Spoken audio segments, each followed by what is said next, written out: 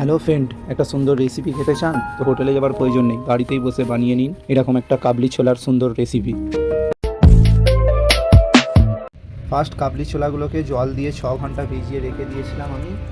কাবলি ছোলাগুলোকে ভালো করে ধুয়ে প্রেসার কুকারে দিয়ে হালকা পরিমাণ মতো নুন দিয়ে 2টো সিটি ফেলে নেব।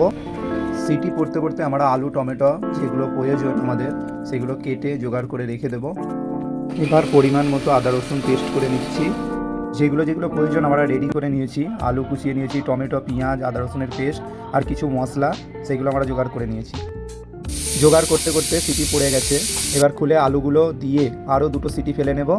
এই কারণেই আলুগুলো দেওয়া হয়নি, কারণ বেশি সিদ্ধ হয়ে গেলে আলুগুলো গলে যাবে, তাই আমরা এটা 2টো সিটি ফেলে নেওয়ার পর আরও আলুগুলো দিয়ে আরও 2টো সিটি ফেলে নেব।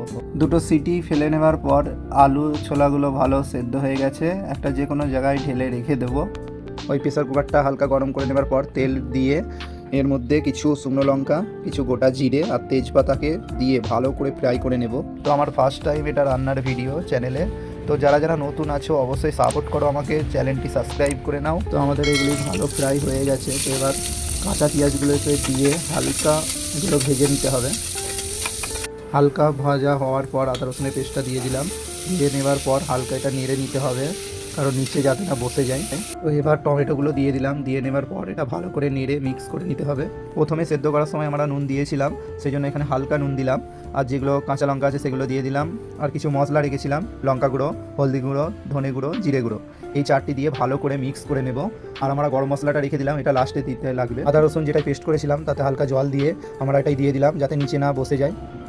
2বার করে জল দিয়ে কষিয়ে নিয়েছি। এবার সেদ্ধ ছোলা এবং আলুটি দিয়ে হালকা নেড়ে নেব। যে গরম মশলাটা দেওয়া হয়নি ওটা গরম মশলাটা এবার দিয়ে আমরা সিটি ফেলে নেব। রেসিপি আমাদের রেডি হয়ে গেছে। খুবই সুন্দর একটা সেন্ট, খুবই সুন্দর দারুণ একটা কালার হয়েছে। তো টেস্ট করে দেখা যাক কেমন হয়েছে। খুবই সুন্দর লাগছে। এটিকে তোমরা চিঁড়া পরোটা লুচির সাথে খেতে পারবে। দারুণ একটা সুন্দর রেসিপিটা খুবই সুন্দর। তো তোমরা বাড়িতে বানিয়ে অবশ্যই একবার টেস্ট করবে।